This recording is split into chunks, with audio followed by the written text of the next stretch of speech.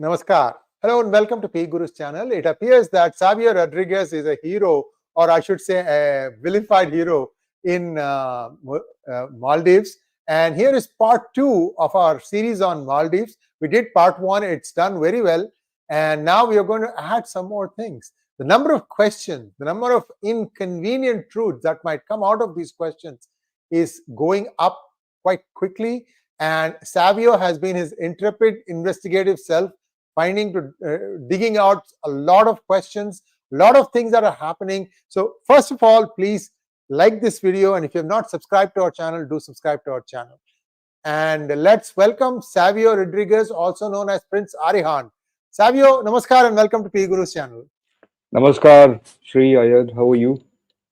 I'm doing well, and looks like you are in the limelight in Maldives, unlikely hero there, and you're really stirring up the pot here. 6 questions and not a single peep from the president, and he's just trying to wish us away, and we are coming back with renewed vigor here. So maybe for our viewers' benefits, we can just list the 6 questions. I'll let you take the role here and tell what are the 6 questions you've asked, and then we can go into a little bit more detail on each of those questions. Over to you. Sree, first of all, let me thank you for giving me the opportunity to expose the Islamic radicalism and the Islamic terrorism emanating out of Maldives. A lot of the channels in India have not yet picked up this aspect, which is extremely diabolical for Indians who travel to Maldives. And why do I say that? Because Maldives, over a period of time, as we all know, it has been positioning itself as a tourism haven, and almost 2.11 lakh tourists from India travel to Maldives. And if you look at the total tourism that comes into Maldives, which is slightly above 5 lakhs, a considerable amount of it are Indians. Now, while they continue to portray themselves as a tourism heaven, and no doubt they are blessed with wonderful beaches and fascinating resorts and fantastic looking locales, the problem is there is a deep rooted Islamic radicalism that is spreading across Maldives. Now, like I said earlier in your show, I would have not been bothered if Islamic radicalism was spreading in Maldives. It became a problem for someone like me when the strains of Islamic radicalism and terrorism from Maldives was brought to India. And that happened when the NIA and investigative authorities raided 200 locations in September. And about 2 weeks back, through the process of the investigation, they realized that the handlers of Mohammed Shahnawaz, which was one of the ISIS operatives caught, and Ashraf, as well as Arshad Warsi, were all Maldivian. It was a Maldivian lady and a Maldivian man. And they were befriended on a Telegram channel called 𝗤𝙭. The indoctrination was so intense that these 3 individuals were planning multiple city bomb blasts across India, and the locations that were identified, or Reiki, was Ayodhya was on prime on the list, Delhi, Mumbai, and Gujarat. Now that becomes a problem for me as someone who's been tracking Islamic radicalism and tracking Islamic terrorism when you bring terrorism to my doorstep. And as an Indian, I am concerned, and which is the reason why we brought this information out in the first place on your first episode. My 6 questions to the president of Maldives, who I might openly say, because I personally really don't give a damn what he thinks. Because the first thing is, he needs to tell the people of Maldives and the people of the world whether he is related to the president of Jamiat Salah. I have very categorically put out data on your channel and in our expose on Goa Chronicle that Sheikh Abdullah bin Muhammad Ibrahim is the brother of Sajida Muhammad, who is the wife and first lady of Maldives. And he is a radical element. He's the president of Jamiat Salaf, which is a radical organization that has been indoctrinating the youth of Maldives. Youth of Maldives have been joining ISIS, they've been joining Al Qaeda. In fact, on January 14th, a plane, a chartered plane paid for by the Maldivian government, left Turkey with 24 ISIS operatives returning from Syria who were at a camp at the Syrian-Iraq border. And interestingly, why I mentioned this camp, it was a camp called Al-Hawal. The reason I mentioned this camp is that Mohammad Shahnawaz, the boy who was caught in India, the Indian marine engineer who was indoctrinated by the Maldivian handlers, was first enticed into sending donation of worth 1 lakh to the Al-Hawal camp itself on the Syrian-Iraq border.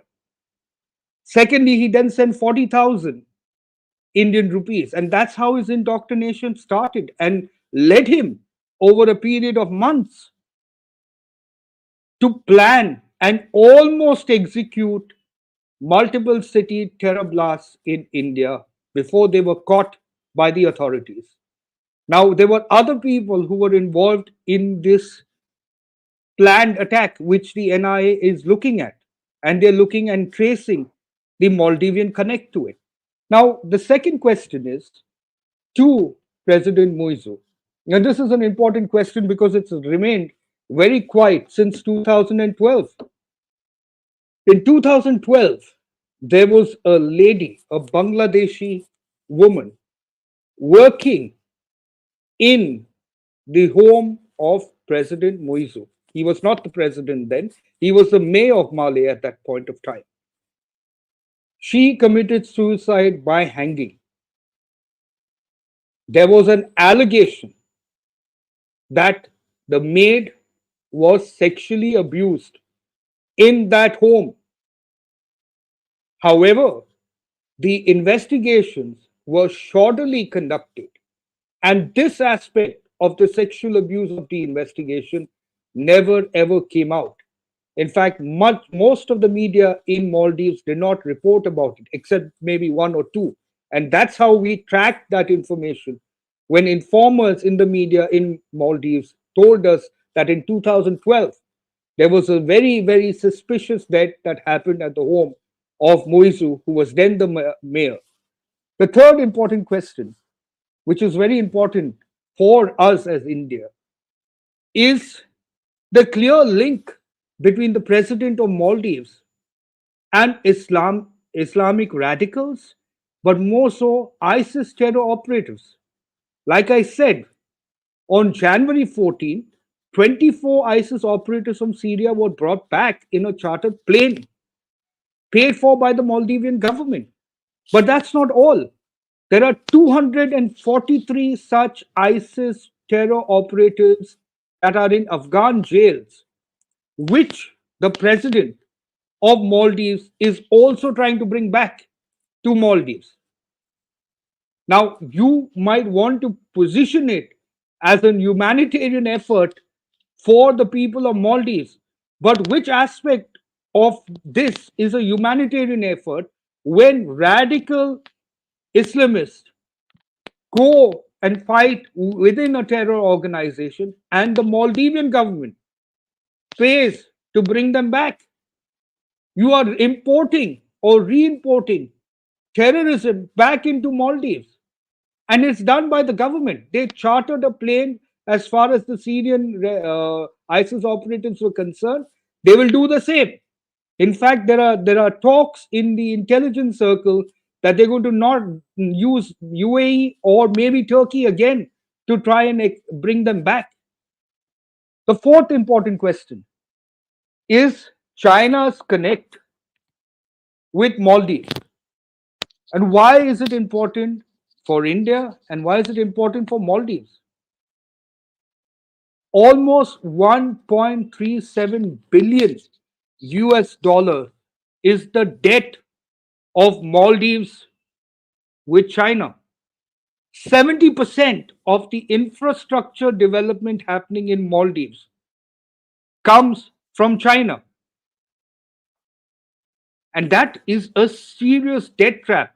You've seen the China debt trap as far as Pakistan is concerned. You've seen the China debt trap as far as Sri Lanka is concerned.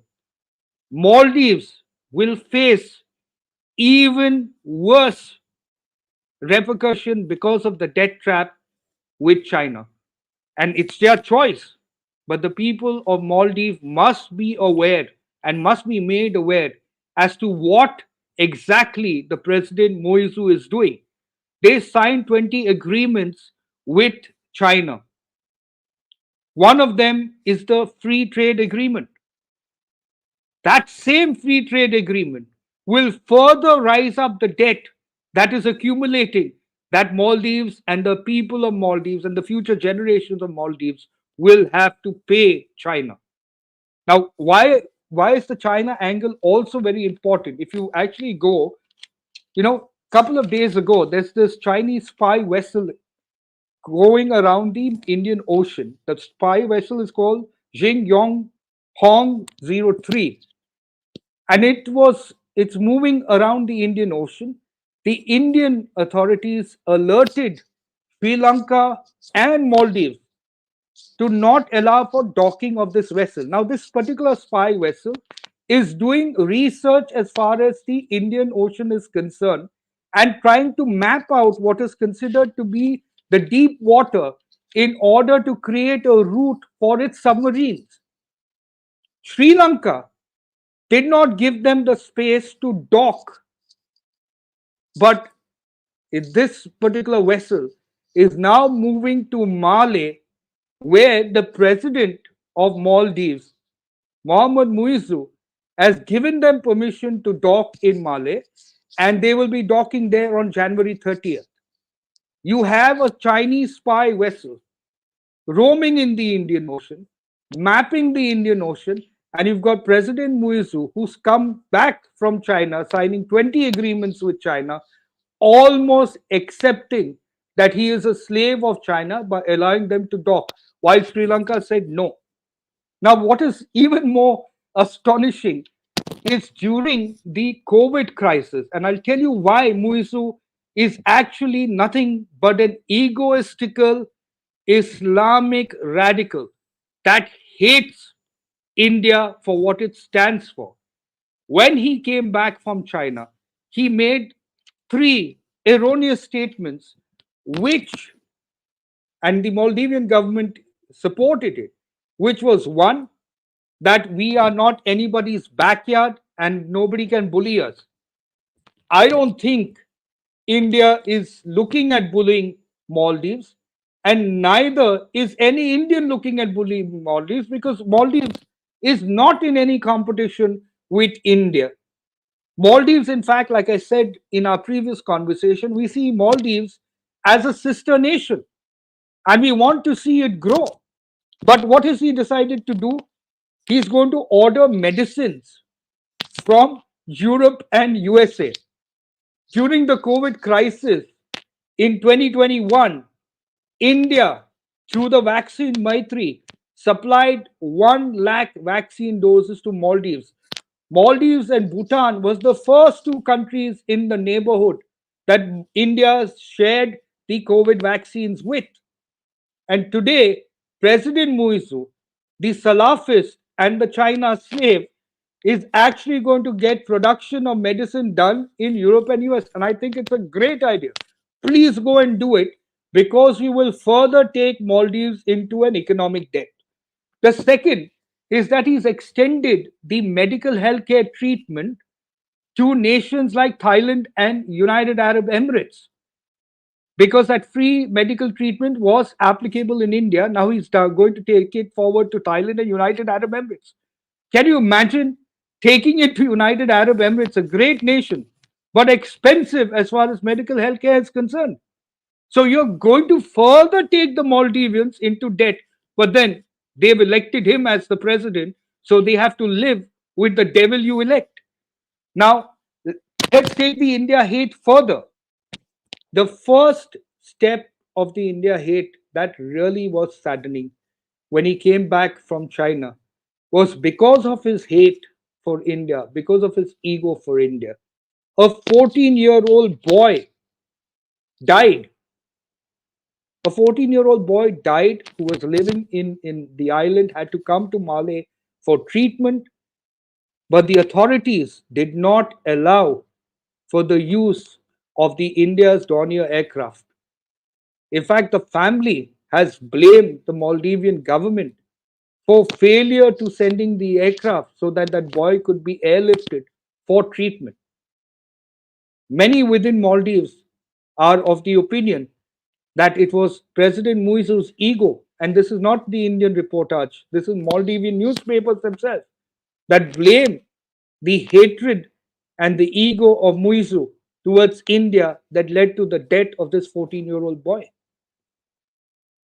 The problem with President Muizzu, if I go on to the next question, which is, why is he portraying Maldives to be a tourism heaven? Does he have the courage to tell the people around the world that yes, we have a problem of Islamic radicalism? Yes, there are elements of ISIS operatives in Maldives, and they are working in other parts of the world as well. Does he have the courage to do that? The answer, he does not. He does not have the courage to do that. And therefore, I continue for the last 10 days to ask him those 6 questions. The 6 questions, again, I repeat: his connection with Jamiat Salaf, which is an Islamic radical organization that indoctrinates young Maldivians towards Islamic terrorism; his role or that of someone in his family in the death of the Bangladeshi maid, where there were allegations of sexual abuse; third, the bringing back of ISIS operatives from Syria as well as from Afghanistan, which is paid for by the Maldivian government; fourth, the debt trap that he's taking Maldives into as far as China is concerned and the borrowings from China is concerned. These are the 4 primary questions that are there. The 5th, of course, being the tourism haven and the terrorism haven.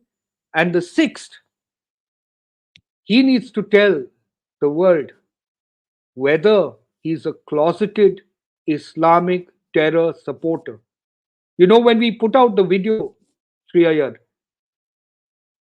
Sheikh Abdullah bin Mohammed took to Twitter to call you and me supporters of Israel. Yeah, we are supporters of Israel. We are supporters of what Israel is doing to defend itself. Correct. You can say whatever you want. I have a simple math, okay? I have a simple math that adds up nicely. I'll let you finish and then I'll tell what the math is. Now, the other important aspect which I forgot to highlight is the socio-economic problem in Maldives. Now, Maldives has been controlled by 44 gangs, and all these 44 gangs have got the patronage of the political class, the political leaders in Maldives. These 44 gangs control the economic activity happening in Maldives, especially the city of Malé. Now, you have a rising drug problem that's arising in Maldives, and a lot of the youngsters are getting prone or addictive to narcotics in Maldives. This, coupled with the rising unemployment, because the people who are getting hired to work on the islands are not necessarily people from Maldives. They're people from Bangladesh that are brought in to service the people that functions as far as the Maldivian tourism is concerned. Not many from Maldives themselves get the job. So the narcotics, the 44 gangs, and unemployment is a very potent mix for radicalization. And that is why the radicalization continues. In the weeks ahead and in the months ahead, Maldives is going to see immense trouble, primarily because the youth are going to be disillusioned further and further as they go into the China debt trap. Are these 44 gangs related to the brother-in-law of Muizzu? Well, there's no direct link yet established from our end, but there is certainly political patronage. Now, Maldives was a Buddhist nation, and over the years, because of the tsunami that impacted them, since then you are seeing immense infiltration of Islamic radicals into Maldives. And since 2009 onwards, you're seeing huge organizations like the Jamiat Salaf actually going about indoctrinating the youth in Maldives. Now, their talk, obviously, just like the PFI in India, was that we are promoting Islam, we are propagating Islam, and that is what they believe.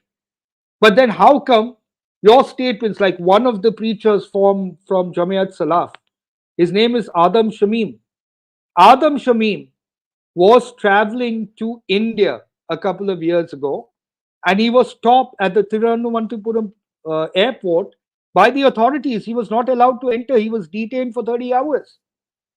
Now, Adam Shamim and the Jamiat Salaf have very close link with Dr. Zakir Naik. In fact, now you won't find it, but there was a time when the website Al-Asad that Adam Shamim also runs and Dr. Zakir Naik's website were the same address in India. But you don't have that anymore because they've wiped it out once it came into light. The same address, the phone number and the address. Like when you register a website, you have to give an address. That address of the Adam Shamim Al-Asad organization and Dr. Zakir Naik, one of his websites, was the same address in Thiruvananthapuram and the phone number was the same.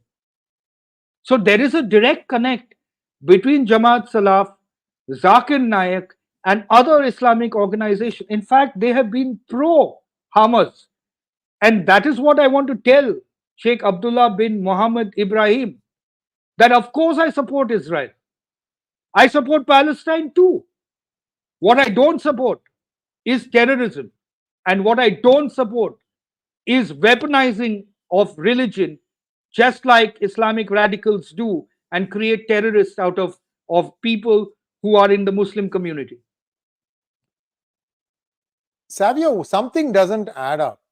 This guy becomes president, and within weeks, the biggest city votes his candidate out.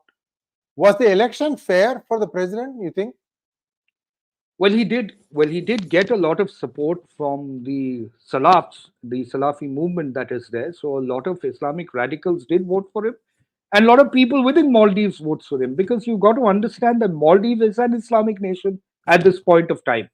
So they did vote for him, and rightfully so. He had a lot of China support as far as the elections is concerned. His main plank during the election was India out. He went very, very aggressive against the India intention.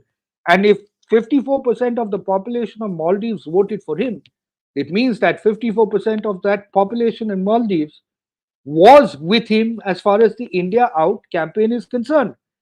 Therefore, for us as Indians, it is important to take a stand as far as Maldives is concerned. We are fueling the growth of Maldives through tourism. Almost 30 to 40% of tourists going to Maldives come from India. In 2021, there were 2.11 lakh tourists. In 2022, there were about 2.5.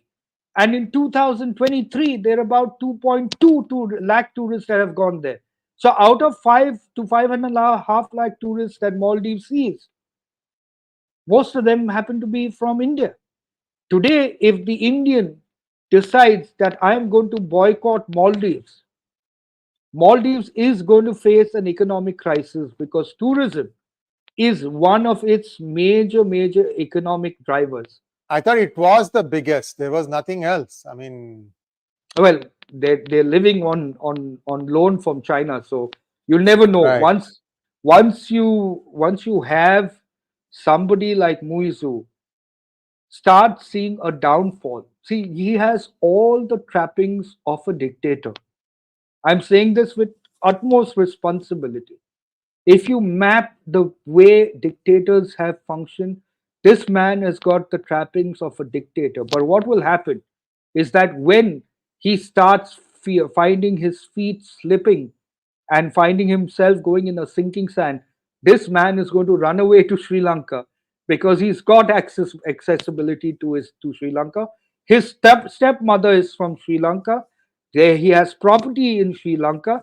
But if you ask the stepmother about her opinion on him, she does not have very pretty things to say about him. And that is a problem with President Muizzu. He appears. Savio, Go ahead. I'm sorry, you finish your thought. I thought you were done. Yeah. No, President Muizzu is a very educated man. He's a PhD holder. But that's not surprising because some of the Islamic radicals that were actually found to be terrorists were also very educated people.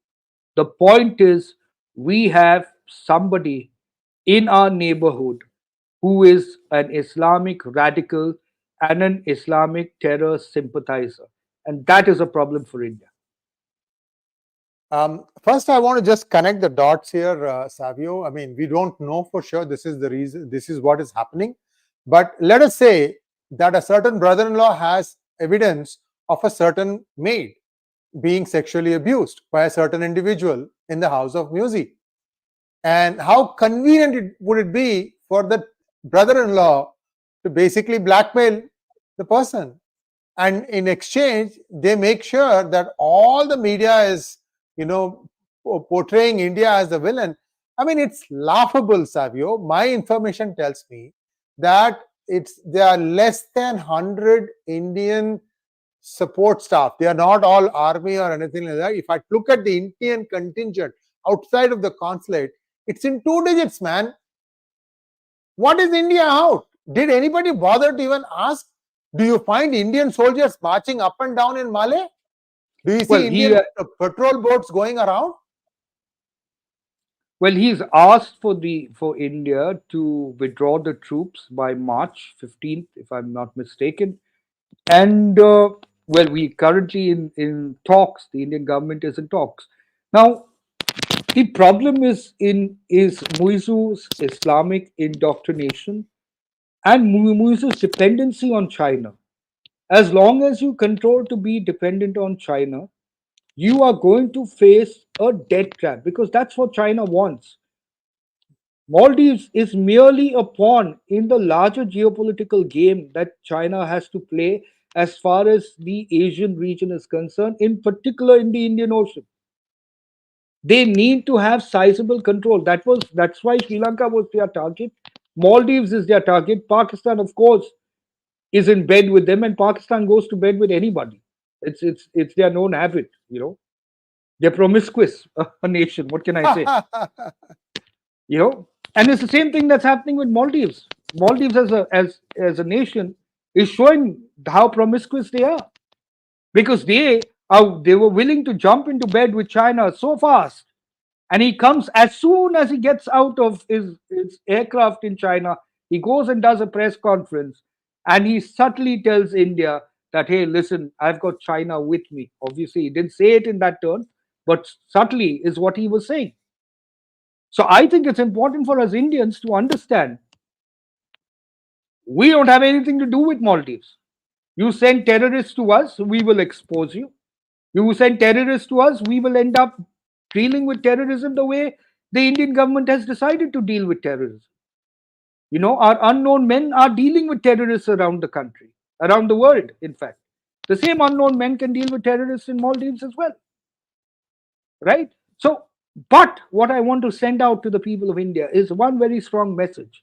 Your tourism intent is creating economic avenues for Maldives, and that is further fueling the terrorism, radicalism happening in Maldives. So if you want to stop terrorism from coming to India, you need to stop tourism from going to Maldives. Savio, let's take a look at this from Chinese angle, right? Chinese nationals are busy taking their money out of China and parking it in safe havens. If they can, in the United States, right now in US is breathing down their neck. because US is uncovering a lot of land and other real estate property being owned by Chinese, mainland Chinese, and they are trying to crack down on that. Many states have passed laws that you cannot buy land anymore in those states. So that is the first option. If that fails, they would like to put the money in Canada, in UK, in Australia, and also in Singapore. That's what the Chinese are busy doing. Those who can afford it have actually left the country. They have settled elsewhere. They have bought their way to US. There is a program called 𝗣𝗚𝗽. If you bring in enough investment, you can get a green card for your whole family. Why would anyone go and vacation in Maldives? And China is on the brink of economic disaster itself.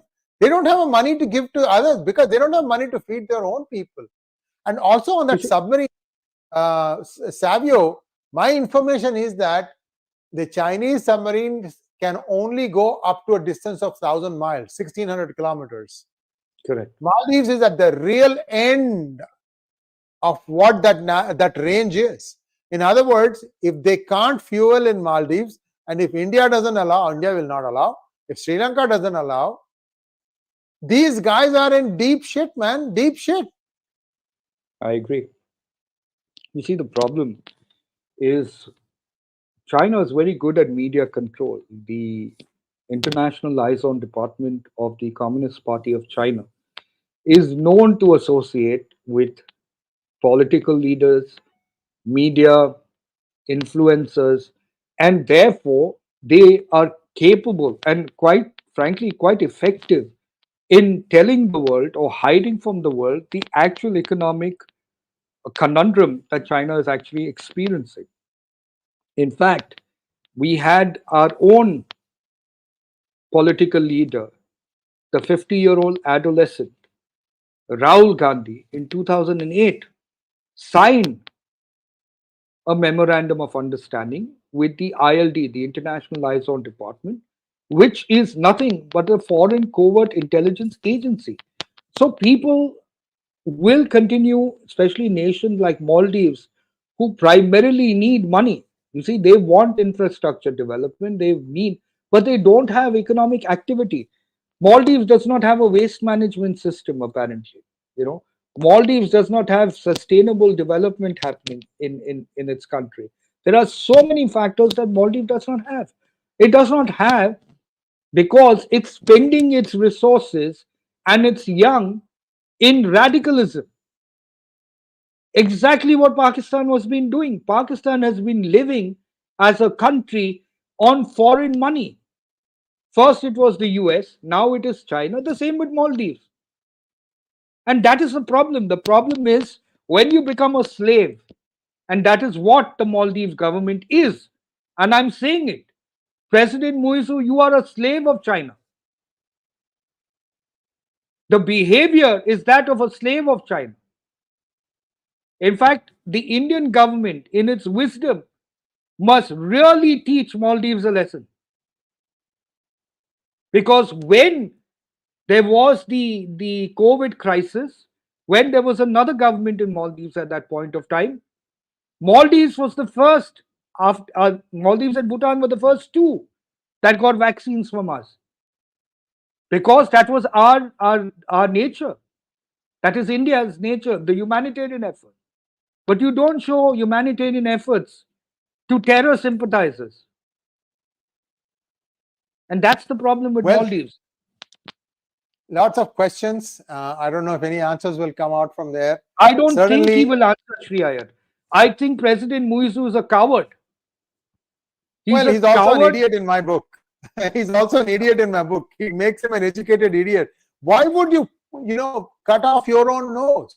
There is no way any Indian is going to go, not after all this radical Islam information that has come out.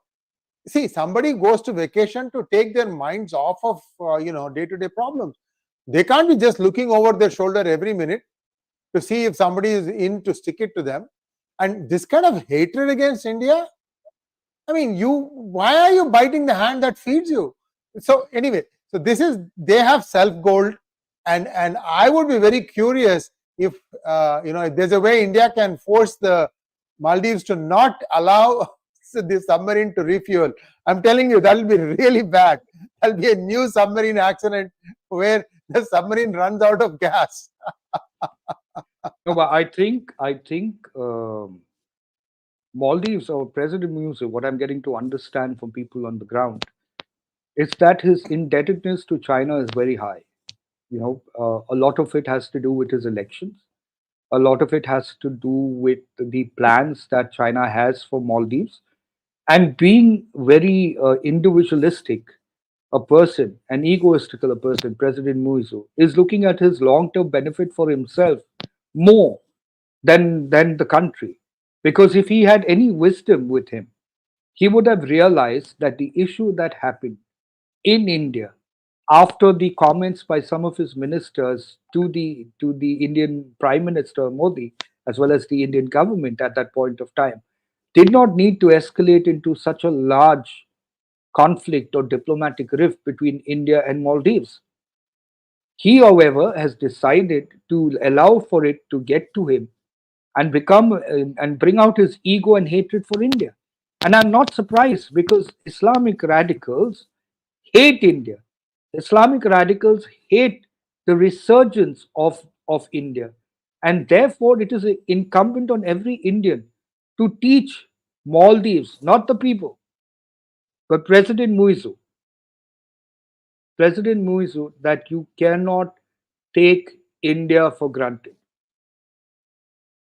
There's a much more serious security angle. I mean, if they say India out, right? India could close their consulate there. Just leave, there's a lower level, there's a protocol where you can downgrade your protocol, just like a liaison officer, or even allow somebody else, such as, like, say, a friendly nation like Sri Lanka, to deal with the diplomatic correspondence. That would send a huge message to Maldives. Because, see, my bigger concern is all this radicalization. For that to happen, poverty has to really take root. And that is And going it to is. happen because Indians are going to stay away. $1 and $2 of your tourism industry is gone. Then what happens? People become more radical. They hate India even more. Look, nobody's coming. Oh, if you say don't come, why are they going to come? That part will be completely hidden. The same newspapers will tell a different story. Well, And actually, the radicalization happens. The whole thing is fattening of the calf is for giving it at sacrificing it at the political altar of radicalism in India. They'll try to send suicide squads from there, but India can get ahead of this game, close the consulate, and no, so once the consulate is closed, no more visas. you If see you're one of still going to the brave it by taking a boat, well, that's easy to cut. It's not that hard. I'm just saying these are extreme measures, but at some point you the, have to draw the line. Why are I you think biting the hand that feeds you? one of the important aspects that we need to understand as far as India's diplomacy is concerned is that India is not China as far as diplomacy is concerned. India is a more prudent nation that looks at long term objectives as well as short term objectives in dealing with neighborhood countries. Maldives, like I said, is a sister concern. Even my concern for Maldives is not against the people of Maldives, it's primarily against President Muizzu, because I think he is going to further push Maldives through an abysmal pit. So it's up to the people of Maldives to wake up to the reality of the debt trap that they are going to face with China. They're already in it. They need to wake up to the reality that you've got ISIS terror operatives coming back, which they are also aware of. And at some point of time, this is going to take a toll as far as the future of the people of Maldives are concerned, the young generation in Maldives. So they have elected President Muizzu into power. They need to figure out and ask him the questions as to why this is being allowed. The relationship with India is a personal choice for him and with China, and I've said that before. But for us as India, we as Indians should understand that over the years, Bollywood has helped promote Maldives as a tourism destination. So now we as Indians must teach Maldives a lesson as far as tourism is concerned, or as far as activity with Maldives is concerned, because that is the only way the people will be able to wake up against the policies of President Muizzu. Otherwise, you're looking at another Idi Amin emerging, just like it did in Uganda, in Maldives. We'll wait and see. And Savio, if you have a few questions from our viewers. Sure. Can we have questions, please? Magnet Ranga wants to know, Jai Shri Ram, the effect of Chinese intervention is there for all to see. What explains nations still seeking Chinese help? Doesn't make sense. Jai Shri Ram, Ranga. When you get money very easily, and when a nation comes in to invest in 70% of your infrastructure on long-term loan models, nations fall for it, and nations see China at this point of time as an extremely dominant force against the United States, and therefore they are only looking at their best interests, which is to take money. Most political leaders in most of these smaller nations are not vision-driven politicians. They are there, they believe they are there for a couple of years, so they do what they can as far as development in their countries is concerned. They continue to do as much as they can as far as their own wealth is concerned, and then they let the country go to dogs. You can look at Sri Lanka and Pakistan, they're classic examples. Sri Lanka is coming out of the hold of China. They turn into India for help, and India will decide accordingly when it requires to help Sri Lanka at what point of time. Actually, India has gone the extra mile to help Sri Lanka. I think India is the guarantor of the IMF aid that Sri Lanka has got. IMF loan, I should say. IMF loan that Sri Lanka has got from IMF. India is saying we will make sure that we will stand behind Sri Lanka. It's a very important gesture there. And again, there also the Chinese have meddled with the feelings of the Sinhala people, Sri Lankans. Nobody seems to like India, but that has to change. India has offered use of rupee as a stabilizing currency inside Sri Lanka. And once that takes root, it makes it easier for trade and commerce to flow. Sri Lanka can enjoy a better standard of living than what it is now. They have been for what, 25, 30 years strife-ridden.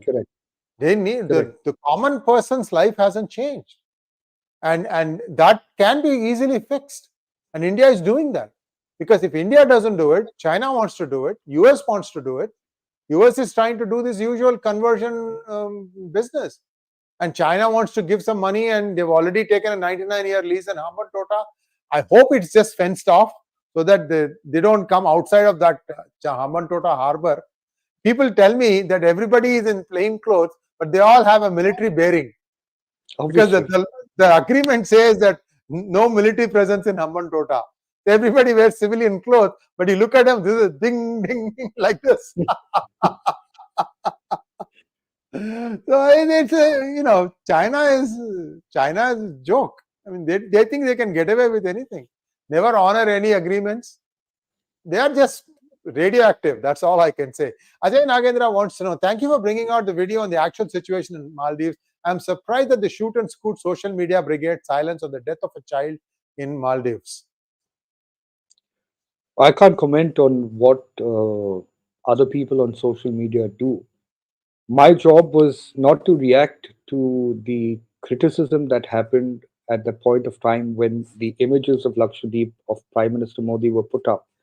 But what really got me investigating Maldives was Mohammed Shah Nawaz's involvement in a planned terror attack that was going to be happening in 4 cities in India, and the connect of a Maldivian female and male that indoctrinated 3 boys, Mohammed Shah Nawaz, Ashraf, and Arshad Warsi, into planning out these attacks, actually trained them, indoctrinated them, trained them to actually do this. And that is when I started getting deep into the connects of the Islamic radicals in Maldives. Otherwise, I wouldn't have been bothered. Maldives tourism makes no difference to me. I live in Goa. So, Magnet Ranga again. Jai Sri Ram, if my memory serves right, in the ISRO scandal too, there was suspected involvement of two Maldivian women. Was the anti-Bharat conspiracy active since then itself in Maldives? Well, Ranga is absolutely right as far as Maldivian women's connect in the case of Nambi the Narayanan. ISRO and Nambi Narayan, and but I believe the court has sort of looked at the entire case as far as their involvement is concerned, little differently, and that's how not much has happened or not much has progressed. But you cannot deny the fact that uh, one of the most influencing, what you would say, strategies of Islamic radical and Islamic terrorism groups have been the utilization of women in their groups. Now, let me give you an example. Okay, uh, before the inducting of women into the army in official positions, uh, there used to be Jawans on the border of India and Kashmir, in India and in Kashmir between various with Pakistan. And most of the time, the women would pass through these borders, and they could not be checked because there were no female Jawans at that point of time to check them. Till, of course, it changed when this government came in. So, terror weapons or RDX could easily move through. Women are majorly utilized as a cover by Islamic terror organization to supply weapons, to indoctrinate, to transfer money from one place to another, and of course they utilized for other means which I don't want to talk about. It's sad, but that's the reality of Islamic radicalism. That's the reality of Islamic terrorism. The Kerala story was one such movie that highlighted it. That's the reality of what happens to people who get indoctrinated, especially the women. And Maldives is no different. Maldives, the rising unemployment, Ranga, mark my words when I say it, it's going to have a huge impact, and it's already begun. This president will be thrown out of his house by the people of Maldives itself. Next question, please. Aditya Prakash wants to know, should and will India take a tough stance on Maldives and not allow Muizzu's state visit to India? I really don't know that. I can't answer that. That's for the Indian government to decide. And I think the Indian government is very prudent and wise as far as relationships with the neighborhood states are concerned. They are pragmatic. They look at the situation holistically, because we need to have good relations with all our neighbors, but we have to do it with a very firm stand. And I think the firm stand's been met, and the Indian government will do what's required. But yes, we require a firm stand as far as Maldives is concerned. But more than the Indian government, I think it's the people of India that need to stand up and deal with Maldives with its own limited capabilities. Next question, please. Ajay Nagendra wants to know, the debt trap has already resulted in Maldives giving up a few islands. They've also given permission to China to dock a so-called research vessel, which should be of great threat to India. Yeah, I think we touched upon this. Yes. Next one, MK Sundaram wants to know, does our government Bharat is doing enough to expose Maldives investments by so-called liberals and anti-sanatana to the people of Bharat? Well, I think more importantly, the Indian government is aware of what is happening as far as Maldives is concerned. Our expose just further gave them the impetus to what's going on the ground. Did you, and let me ask you, so Mr. Sundaram, did you, before Sree and I put out the information, know about the penetration of Jamiat Salaf and the links of the president of Maldives with that organization? Family links, not just friendly links, but actual family links. You were not aware. Is there any other media house that has put up this information? I know only one media house that has put up the information of Mohammed Shahnawaz. Other than that, nobody has reported about the Telegram channel 𝗤𝗂𝘅. They were picked up from the Telegram channel. They were indoctrinated through the social media, the Telegram channel 𝗤𝗂𝘅. Assuming, I'm just saying, if Mohammed Shahnawaz, Arshad Wasi, and Ashraf were not caught, what would have been the situation if they, because the investigative reports clearly talk about the fact that they were nearly there as far as executing the bomb blast were concerned. They were caught in the nick of time, a couple of days or a couple of weeks before the planned attack. What would have been the situation then? Next question, please. 𝗣𝗽𝗼𝗫𝗍𝗫 wants to know, what can Europe do against everyday rapes, murders, and atrocities done by illegal immigrants? Well, that's for Europe to decide, not for us to discuss. Yeah, but Europe I think EU made some sort of an agreement and forced it down all the members that we shall take so many refugees. Their hope was that they would actually be the labor force for doing some of the more menial jobs. The mistake was not having some requirements to make sure that they had the basic skill set, and the rest, as they say, is history. I don't know what they're going to do. It's a mess. You see, Sree, I'll tell you, people have not understood the pattern. Okay, Islamic radicalism came out from very powerful Islamic nations, right? Whether it's Salafism, whether it's Wahhabism, they came out from countries that do not allow for penetration of Islamic terrorism in their countries itself. But they have used it to spread it across other countries. Islamic terrorism, Islamic radicalism has actually destroyed Islamic nations themselves. Look at Syria. Look at Iraq. Lebanon. So you have to realize what Islamic radicalism does. And that is where Europe and US are at this point of time. The infiltration of Islamic radical, the infiltration of the illegal immigrants, again connected to Islamic radicalism, is going to take Europe, down an abysmal pit in the next 5 to 10 years, while the Arab world, that is Saudi Arabia, Qatar, United Arab Emirates, rises up, as Mohammed bin Salman had said some months back, to become the new Europe of the world, while Europe becomes a shithole. Cargo Crew wants to know, Maldives was a place where people doing yoga were attacked, right? That's correct. By Islamic radicals. And the interesting part about the case, there were about 150 odd group or mob that came in. Maybe just about 3 of them got arrested, if my memory serves me right. They did get attacked.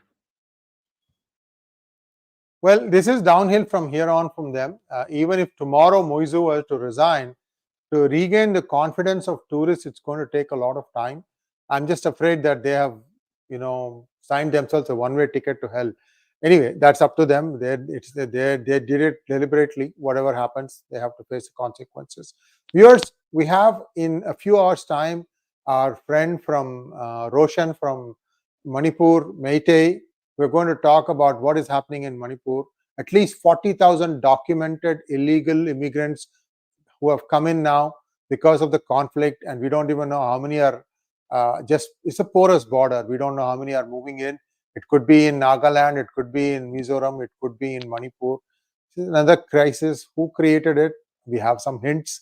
We're going to get more information on that. That will be in a few hours from now. So do join in then. Until then, thanks for watching. Please like, share, and subscribe to our channel. And thank you, Savio, so much. And we'll be coming back again in a short while, maybe a few days, if something develops again. Namaskar. Namaskar. Take care.